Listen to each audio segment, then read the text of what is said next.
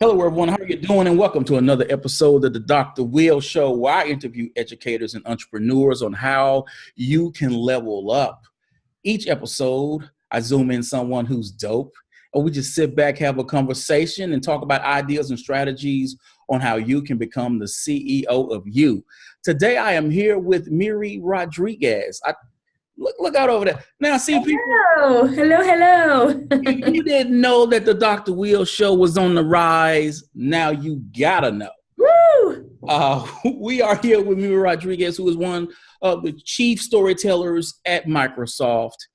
And I wanted to have her on the show because she came in my feed via LinkedIn and was doing all of these talks. I'm like, chief storyteller, what job title is that? It's a real title. I know it sounds crazy, but it is. It's on my business card. That is fantastic. And I just did a search on her on YouTube, and I started watching her talks and interviews, and I said, I got to reach out to see if she would be on the show. And she said yes.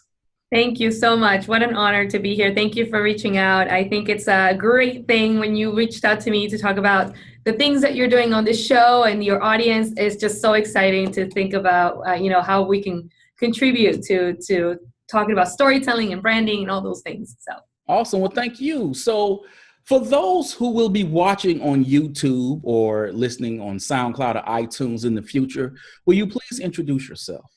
Yes, so I'm Miri Rodriguez, and I am a storyteller here at Microsoft. I sit on the IT side of storytelling, not the brand side. And that basically means that we are telling stories about how we are digitally transforming. So our audience is a very niche audience.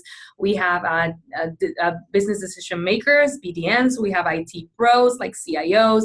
So it's a very connected, a very savvy audience of people who want to hear the stories of how we are doing it at Microsoft. What digital transformation is, what is moving to the cloud, what does intelligent cloud and edge mean, all those stories that come directly from our SMEs, our engineers that are working these things. So it's a really cool aspect of storytelling because it's combining what our mission is in our brand to really how do we deliver that at the very core of what we do, which is technology, which is really awesome. So I oversee the content production, the end-to-end of the content concepts. I can't even speak right now. Conceptualizations of the content and the creation and then the pitching of the content as well. So it's all of the end-to-end process of content. That is all right, people. She's in the house. You can edit that later. I haven't had my coffee. I'm just like speechless. Like everyone has sort of like, okay, who is on your bucket list? And I'm like, wow, I'm sitting here today. So what drew you to storytelling? Like literally when you say it's on your business card, but I'm like, how does this job exist? So what drew you to storytelling, and how did you become a chief storyteller at Microsoft? It was a combination of a couple things. The first one, it was the fact that for Microsoft in general, when Satya came in as our new CEO and he began to culturally transform as we digitally transformed, he really wanted to make sure that we understood what our mission was about. Our Microsoft mission started with a PC in every household. That was what it was about, and we did that, and that was great. But really changing the essence of the story made much bigger difference for us in the market. So it changed from that to empowering every person in an organization on the planet to achieve more. So it focused more on people. It focused solely on people and not just our products. It's how our products empower people, empowering them, not so much a PC or a Surface or an Xbox. So the story narrative changed, and I was at the time working in social media for Microsoft, heading up the social care for global English, Spanish, Portuguese.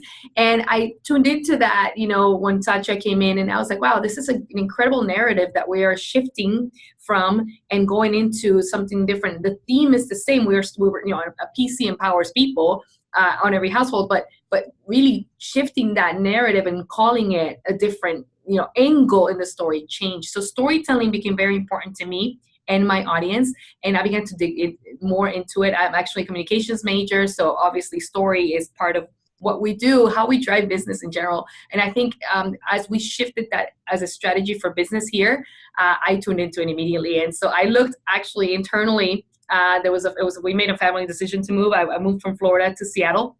Our headquarters is here in Redmond, and I decided, to look into storytelling. So I actually searched Storyteller into the job, and 5 jobs came up. So we actually have a lot more storytellers here. We have 4,000 worldwide, and we have 2 in my team, and we have 400 here in Redmond. So the strategy to have storytellers as in our business disciplines at Microsoft is a business strategy to drive and connect with our customers at a deeper level, at a level where they see us as a human, where we talk about our vulnerabilities, we talk about our challenges. It's no longer the tech giant, talking about how cool our products are, which they are, but now how cool our products can empower you as the person. We shifted that narrative. So that's how I got into it. Wow. And I dig your CEO because he gets digital, and not too many people understand what going digital and the digital transformation actually means, and his book is dope too. So if I ever see him walking down the street, which I know is never going to happen, but if it does, I'll just say, what up, Stella? He's awesome. He really is. And he's humble, and he is definitely, the attitude of learn it all is what he preaches. And he absolutely is someone who lives that day to day. I believe it. I see it. And I think part of the cultural transformation that we've had as well is that we have come attuned to his strategy of being a learn it all, not a know it all, and being humble and being vulnerable and being human, which is, what we are. So the story narrative has shifted for us, and it's coming from the heart, and that's also important. So everyone has a story. How do people go about discovering their story? Yeah. And what are they looking for? What are they looking for in their experiences to say, this is who I am, or this is my story, this is what I want to share? Yeah, there's basic elements to a story, right? So there's a central character, obviously. There's a suspense point or surprise factor in there, the plot as it builds, a climax. There is a moral of the story, a conclusion to the story, which usually should be left for the audience to actually dig on their own and understand on their own, because everybody comes out with different learnings, which is nice. When you think about your personal story, I'm also a personal brand coach. And so I help people craft their own stories. I start with 3 basic elements to attribute to the story. Number 1 is those transformative moments. You have to kind of learn yourself and look at what moments have shaped who you are today and what you want to share. There are a lot of things that we go through in life. We may not want to share all of them, but not just, you don't have to share them, but you have to internalize them and acknowledge that these moments have made you who you are. And if you choose to share some, then it becomes vulnerable and it becomes relatable to people. So I always share my story of, being really sarcastic and being very feminist when I first started in my journey. And not that either of those are bad. I always say they're not bad. They just are. They just weren't working for me at that point in my life. And so I looked at my moments and I decided, this is not going to work for me. Being sarcastic, I had a moment where that didn't work, and I was like, that may not work more. So I shifted that to actually moving away from being so sarcastic to being kinder, to focusing on kindness. Same thing with being feminist. Not that it's a bad thing, but to me, in my realm, it meant being, men bashing or not letting my son or husband open my door because I can do it myself. And that didn't work for me. So I moved from feminist to feminine, but I had to have those moments that made me realize that's not where I want to be. So as you craft your story, you think about those moments that have impacted you in a way to say, wow, I don't want to be there anymore, or I need to change something, or I need to improve something, or I need to grow something. And then you pick those stories that you're willing to share, and you begin to craft it. As you craft your story, it's going to mold into a theme, right? A theme of things that you want to become. So you always have to think of your personal story of what you want your audience to walk away with. You start with the end. When I share my story, what do I want people to learn from that story? It's not just going to be a story because then it bores people to death. It has to have some meat and juice where people go, wow, tell me more, right? What happened? So craft those stories with those transformative moments. Think about the end result of how those moments are going to be shared and how your audience is going to respond to that. Include some humor, include some emotion, include some sad moments. We like that up and down part of storytelling. We like to hear, and we immerse ourselves in your story. So we want to make sure that we're walking through that journey with you as you tell your story of your hero journey of what happened in your transformative moment. So there are different elements to storytelling, but that usually works when you actually are vulnerable and share a vulnerable moment that is transformative, and you walk through the emotions of what that transformative moment meant to you and what you learned from that. And then people can walk away and go, wow, I've been through that, or I know somebody that was through that went through that, and they have a learning from that as well. Okay. Write that down. So I was listening to a podcast you did, and he talked about how Microsoft has, 4 pillars to storytelling, or 4 categories to storytelling. What are they, and how can an edupreneur implement either one of those to reach their audience? Yeah, so these are pillars that we use on the brand side to tell the stories that have achievement focus on them. So I want to actually just preface this by saying that achievement at Microsoft it's not standard. So we don't have a threshold of what means achievement. It has to be this big, or it has to be this impactful. Achievement can be anything for people that have ran a 5K run for the first time, or saved a puppy from drowning, or whatever it is. To them, it's an achievement. So these pillars help to kind of craft where those achievements fall for them, and it helps them understand what they look like. So there's the first one, which is about creation. Basically, it's about getting your achievement where you've created a place. It's society-based. You've actually done something that helps society. It's continuous. It's movement, right? It's movement. There's an achievement that continues to go, that you don't just stop at one point. You continue to go forward, and it's a moving achievement. It's something that we call them people of action. People have achieved something that continuously grows. When you apply that to your personal brand, when you apply that to how your story goes, there's an achievement that should be continuous in our lives. Our story never ends, right? We continue to grow our story, and I think that's important. It's important for us to understand how we grow and we don't stop growing, and how that story begins to evolve. So when you talk about telling your story, it's not just one story. It's not just one thing that we achieve, that we grow from. It really is something that continues to be. The other one we talk about is basically maximizing your potential. So it's definitely talking about how you are continuously growing, not just growing, but evaluating that achievement focus, right? So it's not logical, it's a heart thing. It's the story that continues to be moving from the fact that you have a structure of your story, and now you're expanding that story. You're tapping into your intuition. You're tapping into how much you can achieve, how big it can get. So you go from constantly moving to achieving. We have people that we call people of action that are continuously driving that movement. You're changing your perspective every single time. That's important in storytelling as well, because not only are you continuously growing yourself, but as you grow, you're reaching further into that goal. Your goal can even change as you grow yourself in your entrepreneurship. I don't know, how many of you have started a project, a business, and then you realize it's evolving. It's definitely not what it started before. And that's important, because that's something that you need to be aware of, that you're not just going to reach that one goal, that you can reach many goals, and that goal can actually ever change, right?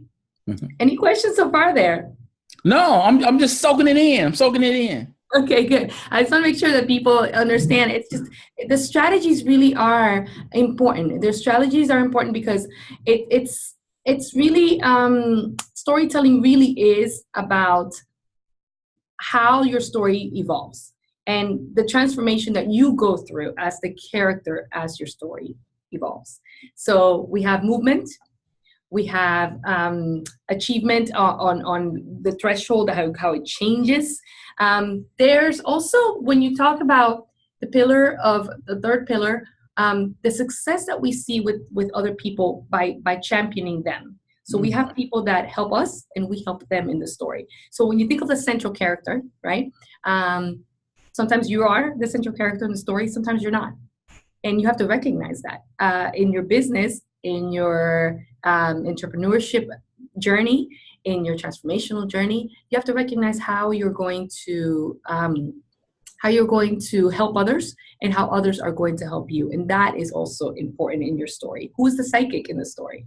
Who is helping you drive the business? And how is your business helping drive others? Is that empowerment piece of it as well? And how that plays in. We see in great stories where a character who we thought was the main character was actually the supporting character, right? And then the emerging, character who we thought was like the back guy ends up being the frontliner. That's the beauty of storytelling, is the fact that you are allowing the story to evolve so well in your own story that some people take center stage sometimes. That some people drive some of it for you while you're sitting back, or you're driving some of it and other people are helping you as well. So recognizing those characters is really important in storytelling as you build your business, as you build your brands. It's also thankfulness, because I think that has a sense of when you recognize that you don't make it all on your own. Nobody has a story where they made it on your own. You become thankful. You become grateful of those people who have been with you along the journey. And the other one definitely is about society, just helping with your story, how that's impacting people around you. Legacy. Legacy is important in what we do.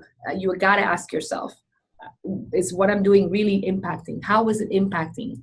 Is it impacting others the way that I expected, or is it not? So when you ask that, it really brings a sense of purpose into the story, which is much different than just than just telling a story. A lot of people are just, I'm gonna come up with just a story about me and share my moments, and that's it. Well, what does that do for the person listening, right?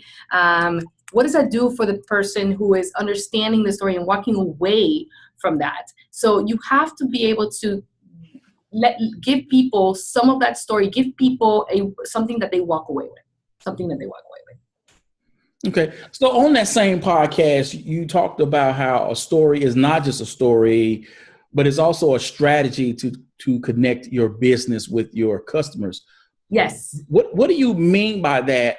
And here's another thing, because as an entrepreneur, especially, let's say, when you're trying to share your story, to sell yourself, you want to come off as authentic. You want to come off as genuine and personable and loving and caring and all of those things, without sounding like, you're trying to sell this soap. You're trying to get people to buy something. You want it to feel like I'm in this with you and not just trying to take your dollar.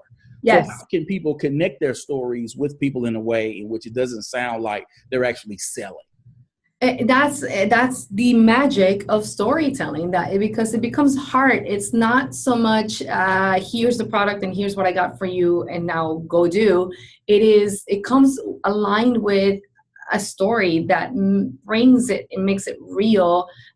People buy the story, they don't buy the product, right? So if I tell you where I came from, what I had to do to get there, what's behind that technology. When we talk about the engineers who are putting our IoT devices together, it changes the technology in people's eyes, because now we put a face to it. And so story, what it does is that it places the character effectively in front of the product or the service that you're trying to sell, and it attaches itself emotionally to the journey of what you've been through to deliver that.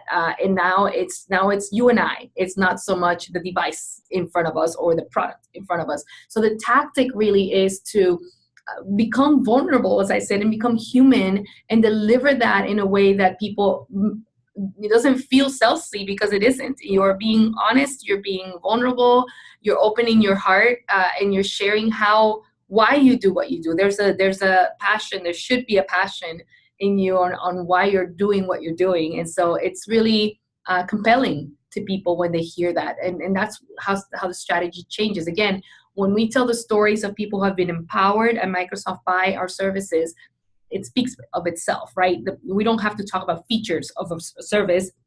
They're telling their incredible stories, and people are like, wow, they were able to do this because Microsoft empowered them with a device, with a Surface, and with a technology, with a Skype technology. So now it just becomes about that person. Now, when you think about Skype, you think about that person who was empowered.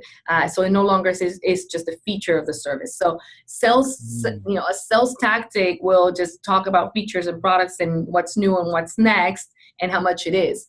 The brand in the story side of that will tell you what we went through to get there, and how many people were impacted by that, and how many people are still impacted by it, or continue to be, or will be, and how it changes lives. And that's an incredible and a much different story than just features of a service.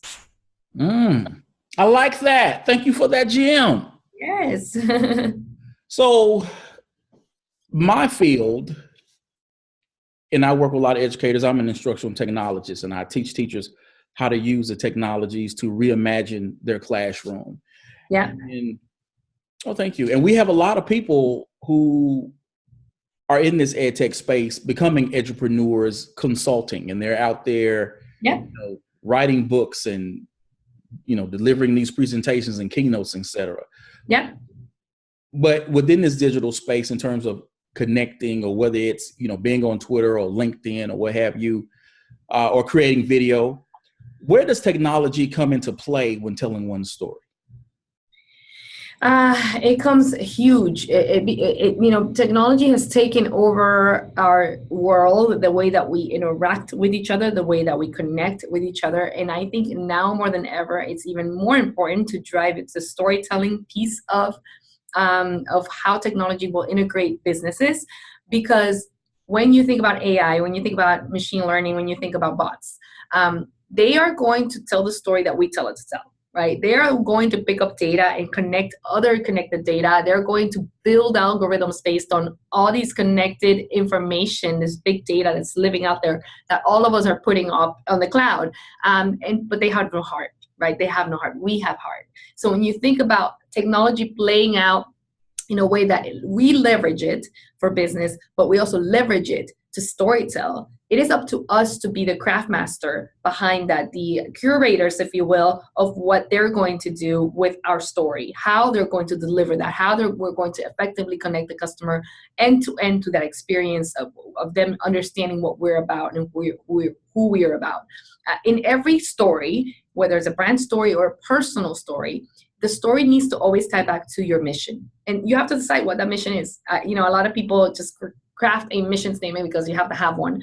The reality is you have to understand why your brand exists, or why you exist for that matter, what you're delivering. What is the service? What is the impact? What is it that you're leaving with people? What is your legacy? So that mission ties back in every aspect. So technology comes in. How do you integrate technology to drive that mission?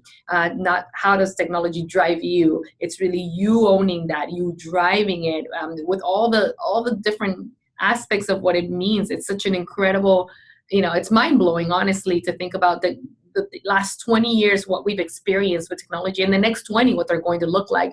And the one thing that we keep as humans, they have a whole lot of not human error. They have a lot of advances that we don't, but we have heart.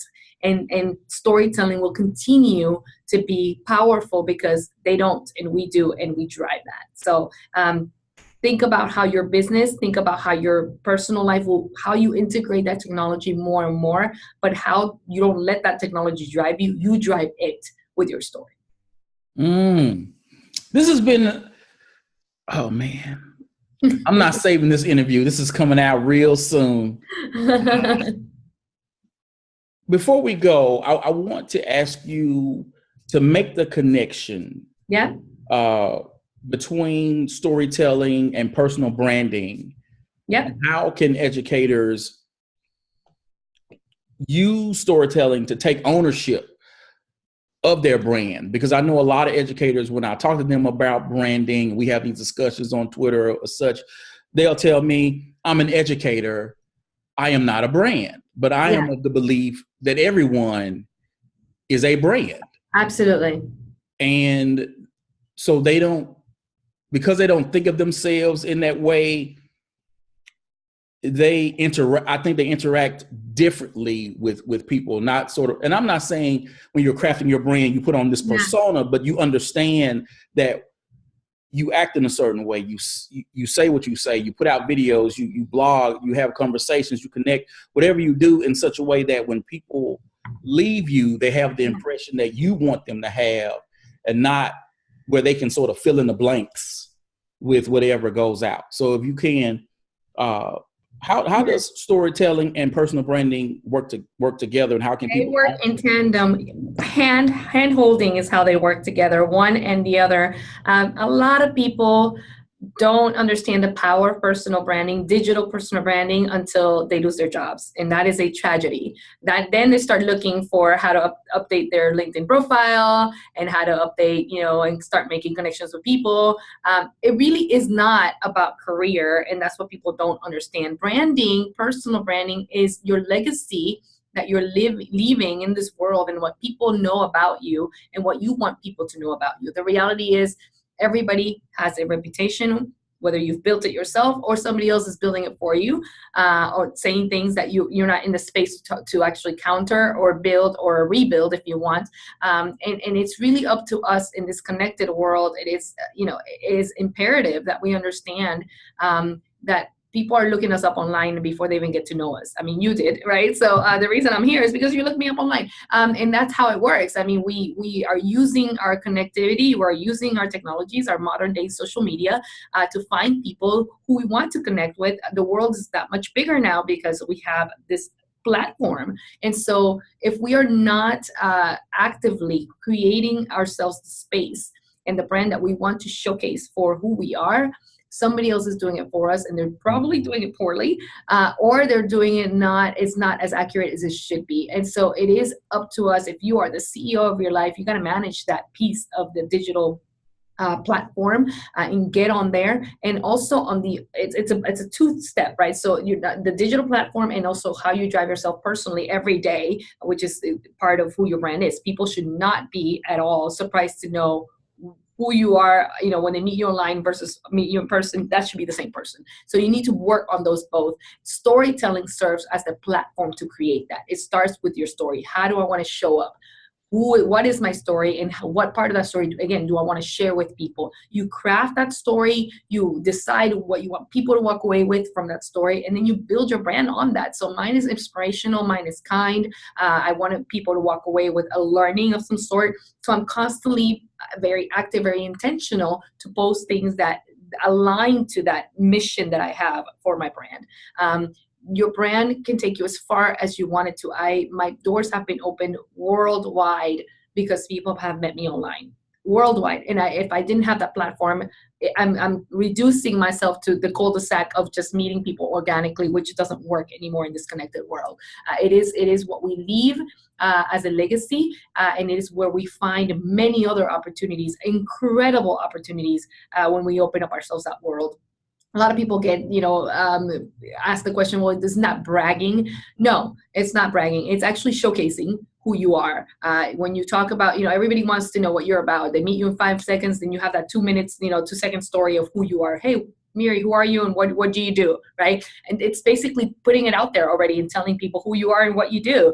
And they already know, and then they choose to connect. And so it works every time. It works every single time. So craft your story, understand what you're about, understand what transformative moments you want to showcase and share. Be vulnerable. That's what works. That's what separates us from everyone else. Our own stories are unique to us. You've gone through something that I haven't gone through, and I've gone through something you haven't gone through. And so it brings that aspect of humanity to the core of who we are. And now we're relatable, right? I mean, I'm sure your stories at some point, if you share them with me, I can go, wow, I'm either impressed that you've gone through something like that, or, that I can relate to something like that because I've gone through it myself. And that's what connects us. So. Wow. All right, people, this podcast is coming out today. Thank you, Miri, for the gems. Thank you. This was a great conversation. I'm still shocked that you said yes. Oh, stop. No, thank you for having me. Thank you so much. It's such a pleasure. Thank you so much. You are welcome. Now, people, you know how I do this. The video cast will be going up on YouTube. I need you to subscribe, leave your comments. The podcast will be going up on SoundCloud and iTunes. I need you to follow, subscribe, leave your comments, because your boy's trying to get Oprah on the show. Ooh, and I want to know that I do it big around here.